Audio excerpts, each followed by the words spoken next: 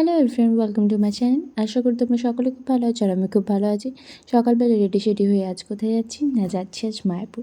আজ অনেক দিন পর যাচ্ছি আর ভিডিওটা একটু পুরনো, শীতকালে, এবছরই শীতকালে 2024-এর 1 জানুয়ারি নতুন বছর আমরা শুরু করেছিলাম মায়াপুর দর্শনের মধ্য দিয়ে। আমার অনেক দিনের প্ল্যানিং ছিল এটা, ফাইনালি স্বপ্ন পূরণ হলো। যেদিনই কোথায় যাই সেদিনই আমি ভিড়ের সম্মুখীন হই।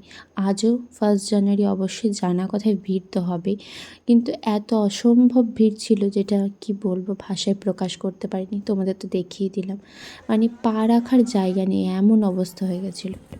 প্রথম অভিজ্ঞতা কিন্তু দুর্দান্ত ছিল, বেশ ভালো লাগলো। সারাটা দিন আজ প্ল্যান করেই বেরিয়েছিলাম মায়াপুরেই কাটাবো এবং রাতটাও।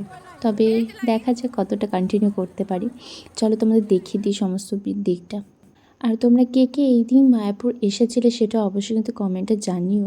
আর বলে রাখি, মায়াপুর কিন্তু আমার বাড়ি থেকে খুবই কাছে, মানে ট্রেনে করে আসলে মাত্র 8 ঘন্টার রাস্তা। আর আমি নবদ্বীপ কলেজে পড়ি, তো এদিকে আসা হয়, কিন্তু এর আগে একবারই এসেছিলাম, ফ্রেন্ডদের সঙ্গে কখনো আসা হয়নি। অনেকবার আমরা প্ল্যান করেছি, আমাদের ওই প্ল্যান কখনো সফল করা হয়নি, সবসময় ওই প্ল্যানই হয়ে গেছে। ওই বলে না, সব তো আমাদের হাতে থাকেন না, তিনি যখন চাইবেন, যখন যেখানে চাইবেন সেখানেই আমাদের যেতে হবে।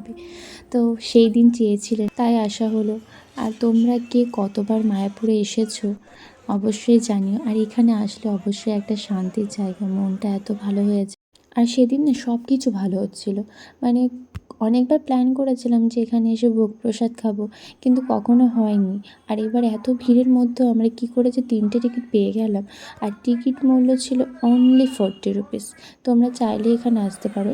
আর এমনি সময় অবশ্যই এটা ফ্রিতে দেওয়া হয়, কিন্তু এরকম ভিড়ের সময় তো এত মানুষকে দেওয়া সম্ভব নয়, তখন তাই টিকিট কেটে টাকা দিয়ে কিনে ভোগ প্রসাদ খেতে হয়। আর এই ঘরটা এত বড় ছিল আর এত লোকজন একসঙ্গে খেতে বসেছে, সিস্টেমটা এত সুন্দর ছিল, খুব ভালো লাগলো জিনিসটা। আমি অবশ্যই আবার আর একবার আসবো। একবার কেন, ইচ্ছে তো হয় বারবার আসতে, ভগবান চাইলে অবশ্যই আসা হবে। তো আমরা এখন যাব মন্দিরের ভেতরের দিকটায়। এখনও ভেতরে যাওয়া হয়নি কারণ প্রচণ্ড ভিড় ছিল, এখন রোদটাও একটু কমে গেছে আর ভিড়টাও বোধহয় কম। কিন্তু সামনে এসেই দেখছি সবাই তো ছোটাছুটি লাগিয়ে দিয়েছে, লাইনটা এত লম্বা পড়ে গেছে যে কী করবো তাই ভাবছি। কারণ এখানে যদি লাইনে দাঁড়ায় তাহলে সন্ধে হয়ে যাবে, বাড়ি ফিরতে ফিরতে অনেক রাত হয়ে যাবে। কিন্তু এত দূর আসলাম এত কষ্ট করে, আর আজকের দিন মন্দিরের ভেতরে দর্শন না করে চলে যাব, তাই ভাবলাম একটু লেট করেই হোক দেখে যাই। আর লেট করলাম বলে এত সুন্দর একটা মুহূর্ত দেখতে পেলাম। সত্যি রাতের সিনারিটা না সব থেকে বেস্ট হয়, আমার তো খুব ভালো লাগলো। আর তোমরা তো জানোই ভেতরে ক্যামেরা অ্যালাউ না, তাই আমি ভেতরে কোনো ভিডিও কিছুই করতে পারিনি। তবে এই সন্ধ্যের পরিবেশটা ছিল অসাধারণ, সত্যি দারুণ লাগলো। চলো তো আমি এখন আমার কথা থেকে একটু বিশ্রাম নিই, আর তোমরা তো ঘুরে দেখো। কি সুন্দর লাগছে না রাতের বেলায়।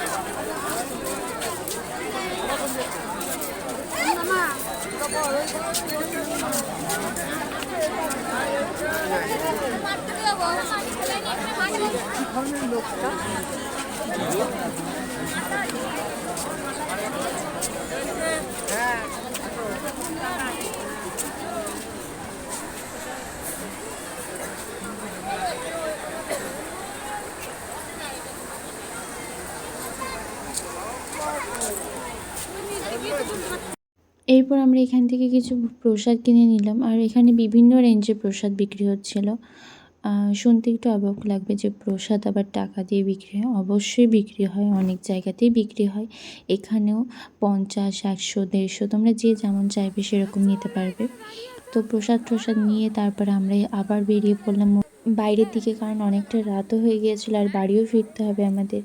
তো তারপরে ঘুরতে ঘুরতে ভাবলাম যে একটু স্টেশনারি দোকানগুলোতে দেখি, কারণ এখানে তো জানোই কত সুন্দর সুন্দর ড্রেস পাওয়া যায়, আর মায়াপুরের ড্রেসগুলো তো আমার খুব ভালো লাগে। কিন্তু এই ভিড় কাটিয়ে বেরোতে হয়তো আমাদের 8 ঘন্টা এখানেই লেগে গেল। তারপরে ভাবলাম কি আর করা যাবে, একটুখানি এখানেই দাঁড়িয়ে পড়ি।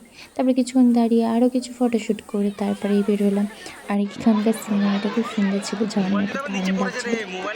তারপরে বেরিয়ে দেখছি ও বাবা, যত রাত হচ্ছে তত ভিড় বেরিয়ে যাচ্ছে।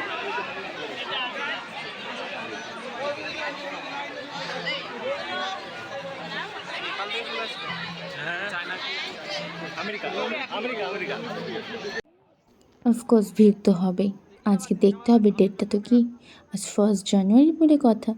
নিউ ইয়ার অবশ্যই, আজ কত মানুষ এসেছে এখানে, দেখতেই পারছো তোমরা। আচ্ছা, তোমরা এসেছিলে তো? কারা কারা এসেছিলো একবার হাত তোলো তো। রং বেরঙের সব মানুষদের দেখতে পাচ্ছি এখানে, কত রকমের। এদিকে আমার পায়ের অবস্থা যে খুব খারাপ, আর কিছুতেই চলা যাচ্ছে না। কিছুক্ষণ রেস্ট নিয়ে আবার হাঁটা শুরু করলাম। তারপর আমরা চলে এসেছিলাম এই শপগুলোতে, যেখানে বিভিন্ন রকমের কালেকশন ছিল। বিভিন্ন রকম ব্যাগের কালেকশন, তারপরে ড্রেসের কালেকশন। আর এই জায়গাটাও ছিল খুবই সুন্দর। এই ড্রেসগুলোকে কী বলে আমি জানি না, বাট তোমরা দেখে নিও একটু। আই থিঙ্ক তোমরা নাম জানো অনেকেই। আর আই থিঙ্ক গুপি ড্রেস বলে। আর কি, আর কে কী নামে বলে তা আমার জানা নেই, হয়তো আরও নাম থাকতে পারে। তারপরে আমরা একটু ব্রেক নেওয়ার জন্য চলে গিয়েছিলাম এদিকের দোকানগুলোতে, বাট এখানে সেরকম কিছুই ছিল না। আর সবই যেহেতু নিরামিষ, আর নিরামিষের মধ্যেও তারপরে আমরা খুঁজে পেলাম একটা তেলে ভাজার দোকান, যেটা এখন এরকম সন্ধ্যার টাইমে খুব খেতে ইচ্ছা করছিল। তারপরে আমরা চপ আর ব্রেড পকোড়া এটা খেতে খেতেই আমরা হাঁটতে শুরু করলাম আবার। আমার মা কী একটা ব্যাগ খুঁজে বেড়াচ্ছিল, কতগুলো দোকান যে ঘুরলো। আমি আর বাবা তো ক্লান্ত হয়ে গেছি, বারবার খালি যেখানে ব্যাগের দোকান দেখছি সেখানে দাঁড়িয়ে পড়ছে। আর ব্যাগওয়ালাও বুঝতে পারছে না যে কী ধরনের ব্যাগের কথা বলছেন উনি। কোনো ব্যাগ পছন্দ না হওয়াতে খালি ঘুরেই যাচ্ছে ঘুরেই যাচ্ছে। আরও এদিকে অনেক রকম দোকান ছিল, অনেক কিছু ছিল এই দোকানগুলোতে। আর বেশিরভাগই ঠাকুরের জিনিসপত্র, ঠাকুরের সরঞ্জাম। আমরা বেশ কিছু জিনিস কিনেও ছিলাম। আর এখানে ছোটো ছোটো কিউট কিউট গোপাল ছিল, যেগুলো আমার খুব পছন্দ হয়েছিল, বাট নিতে পারিনি। যদি ভগবান চায় তাহলে অবশ্যই কোনো না কোনো দিন আমার বাড়িতে আসবেন। হাঁটতে হাঁটতে না একটা খুব ভালো অনুভূতি হচ্ছিল, খালি মনে হচ্ছিল এই রাতটা যেন শেষ না হয়। মানে আমার কাছে মায়াপুরে এসে এই প্রথম এত সুন্দর একটা দৃশ্য আমি এর আগে কখনো দেখিনি, আর রাতেও কখনো মায়াপুর আসা হয়নি। তারপর কি আর করা যাবে, একটু রেস্ট নিয়ে তারপর আমরা চলে এলাম আবার স্টেশনে। আর এটা বলে রাখি, নবদ্বীপ স্টেশন। আমরা নবদ্বীপ স্টেশন থেকে একেবারে যাব।